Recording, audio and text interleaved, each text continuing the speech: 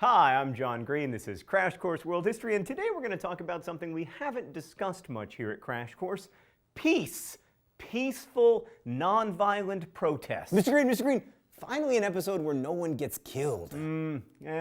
Some people are gonna get killed me from the past. Sadly, peaceful, nonviolent protest is often just peaceful on the one side. So we've talked a lot about war this year on Crash Course, how it shaped civilizations and nation states, and it's easy to assume that humans are kind of naturally violent and prone to fighting. And in recent human history, especially during the 20th century, we got scarily good at waging war, right? There were, of course, the two world wars, but there were also many other very destructive, smaller wars, and we can't forget that there were also genocides. But one of the most remarkable and often unnoticed aspects of the 20th century is the incredible number of peace, nonviolence, and anti-war movements. Like, we know about Gandhi, but what makes the 20th century unique in history is that Gandhi wasn't unique. There was actually a surprisingly large number of peace and nonviolence movements that were occurring all around the world. So in this episode, we're going to talk a little bit about the nonviolent heavy hitters like Martin Luther King and Gandhi. I guess I should say the heavy non-hitters, because, you know, they were nonviolent. But they were by no means the only ones.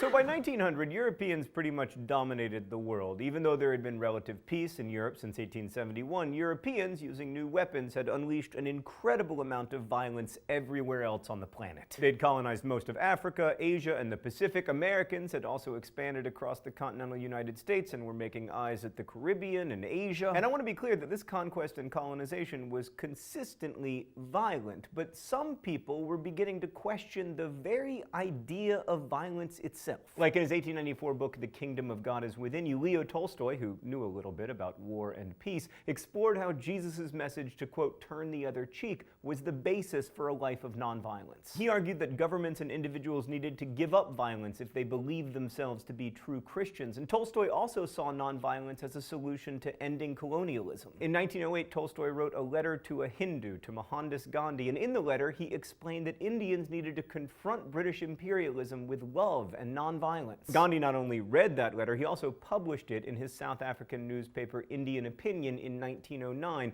and Tolstoy's ideas and his correspondence with Gandhi marked the beginning of an informal dialogue between advocates of nonviolence from around the world that spanned the 20th century. And Tolstoy wasn't the only influence on Mohandas K. Gandhi. He'd grown up in the Gujarat region of India, where there's a sizable Jain community. And through the Jain monks, Gandhi was exposed to the idea of ahimsa, nonviolence or non-injury to life. He also read widely, including Western writers like John Ruskin and Henry David Thoreau. So after his return to India from South Africa in 1915, Gandhi began to distill his thinking related to nonviolence into a more explicit philosophy. In his 1929 autobiography, The Story of My Experiments with Truth, Gandhi wrote about how his belief in ahimsa could be the basis for Indians' resistance to British rule. So for Gandhi, nonviolence was both a way of life and a tool for gaining Indian self-rule. He saw Western civilization as violent and exploitative. That's ridiculous. I know the Eurocentrists are going to get mad at me for saying that, but it is true. It's a smidge violent and exploitative at times. That said, well done with like market-based innovation and the Mona Lisa and etc. Okay, let's move on. Gandhi believed that Indians could reject that lifestyle and replace it with a nonviolent one. And Gandhi also believed that Indians could bring about an end to British rule through a combination of ahimsa and satyagraha, a word often translated as adherence to truth.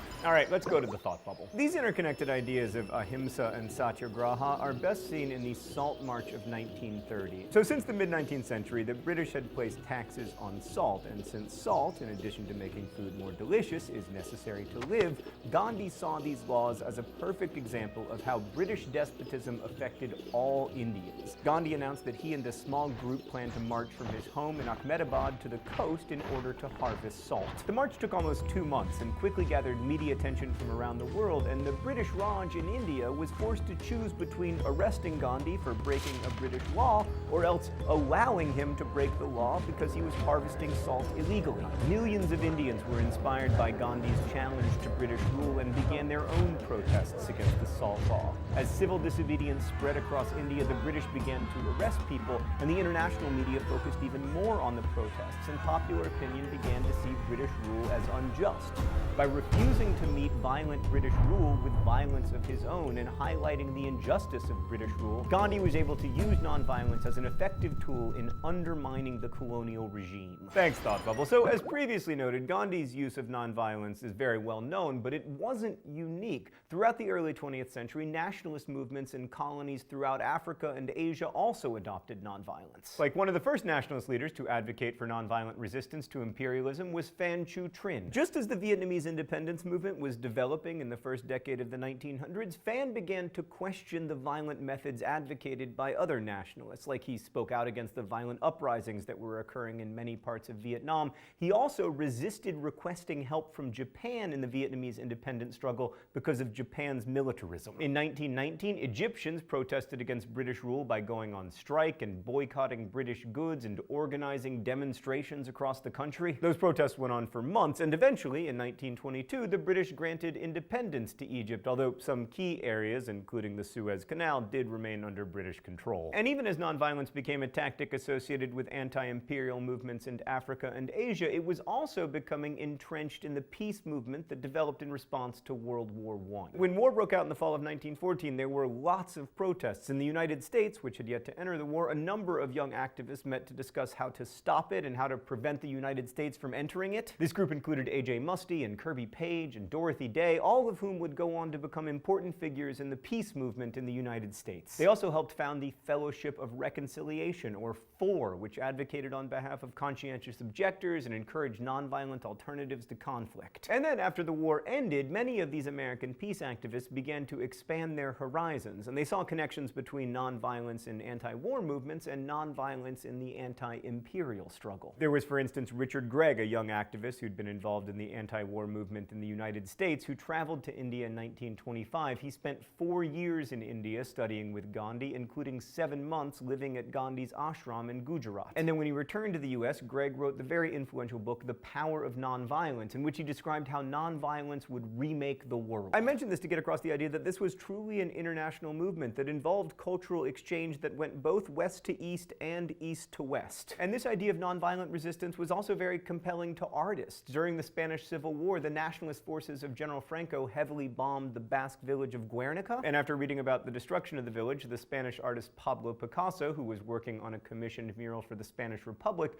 abandoned the mural and began painting Guernica to draw attention to the horrors that war inflicts upon innocent civilians. The painting became one of the most famous of the 20th century, and it remains a powerful anti-war symbol. There were even nonviolent protests against the Nazis. Like in 1943, the German Gestapo arrested about 1,800 Jewish men who were married to non-Jewish women, and as those men were being held in an office building, their wives gathered together on the street. Armed German Gestapo agents attempted to disperse them with threats of firing into the crowd, and a standoff between the unarmed women and the armed Gestapo went on for a week. Instead of firing on the women, Joseph Goebbels, the Nazi Party director in Berlin, ultimately decided to back down, and he released the men. The so-called Rosenstrasse protest was the only successful public protest against Nazi policies in Germany, but it wasn't the only protest. And then we have the civil rights movement in the United States, which brought together many of the different strains of nonviolent resistance in the 20th century. Like during World War II, civil rights pioneer Bayard Rustin met A.J. Muste and other members of the Fellowship of Reconciliation, and they spent much of the war protesting racial discrimination in the armed forces. But at the same time, Rustin was also becoming increasingly aware of the injustice of British colonialism in India and Africa, and began to protest that as well. And we see this global cross-fertilization of nonviolent ideas again in 1948, when Rustin traveled to India, where he met with many of Gandhi's associates. Gandhi had been killed in January of that year,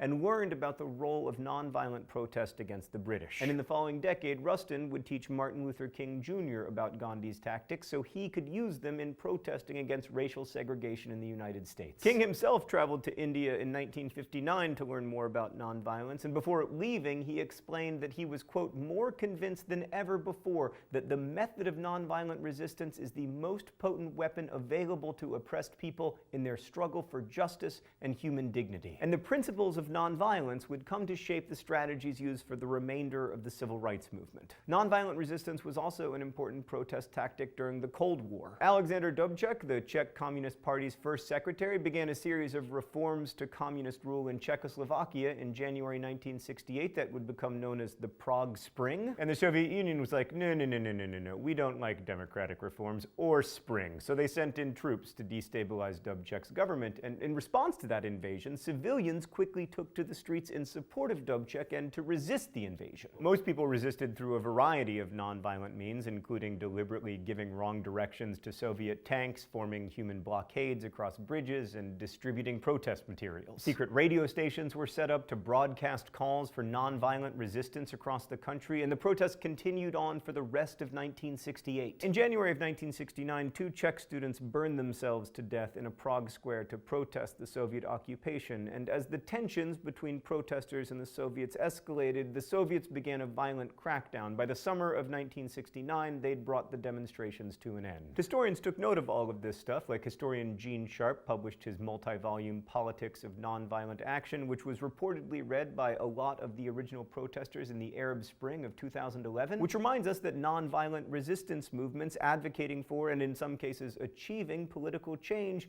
are not just part of history, they're also part of the world in which we live today. Ideas about nonviolence that began with Leo Tolstoy at the beginning of the 20th century are still very much with us. And I think it's good to remind ourselves of 2 things. First, that Tolstoy's most famous book is called War and Peace. And secondly, that the 20th century, while it featured intensely destructive wars, was by many measures the least violent century ever. Wars are traumatic, and they have relatively straightforward narratives that allow us to focus on human dramas, and all of that stuff is appealing to historians. But really, the nonviolent struggles against oppression in the 20th century have been just as dramatic, and especially in the second half of the 20th century, they have borne fruit, and not just in the US and India. When the news focuses just on death and destruction, it can be hard to remember that more people are living under peaceful regimes than ever before, and that, at least between nations, inequality and injustice are diminishing. Nonviolent resistance doesn't always work, and the governments that emerge from these movements aren't always good governments. The stories, as usual, are complicated. So the next time we think about the 20th century merely as a century of war and genocide and nuclear weapons, we need to remind ourselves that it was also a century in which hundreds of millions of people emerged from poverty